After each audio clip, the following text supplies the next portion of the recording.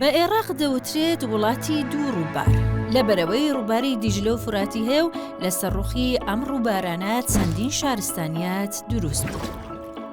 ڕووباری دیجلە لە تورکیاوە سەر هەڵدەدات و بە سووریا تێدەپەڕێ و لە گوندی فیشخاپورەوە دێتە ناو عێراق. بەم پارێزگانەشدا دەڕوە دهۆک، نینەوا، سەڵاحەدین، بەغدا، واست و عەمارە تا دەگاتە بەسڕە. درێژی ڕووبارەکە دەگاتە 1718 کیلومتر و زۆربەی ڕێڕەوەکانی لە ناوخاکی عێراقدایە بە درێژایی 1400 کیلومتر. ڕووباری فورات لە سووریاوە دێتە ناو عێراق.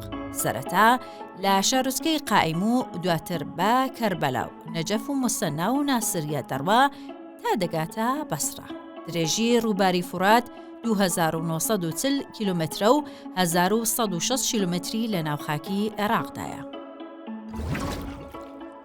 لەبەر هۆکاری جیاواز بە تایبەتی گۆڕانی کەشوهەوا ئاستی ئاوی ئەم دوو ڕووبارەی عێراق کەم بووەتەوە بە شێوەیە کە زیانی زۆری بە ژینگەی سروشتی ناوچەکەش گەیاندۆ و سەدان خێزان کە هەزاران ساڵا کشت و کاڵ و ڕاوەماسی دەکەن ناوچەکەیان چۆڵ کردووە.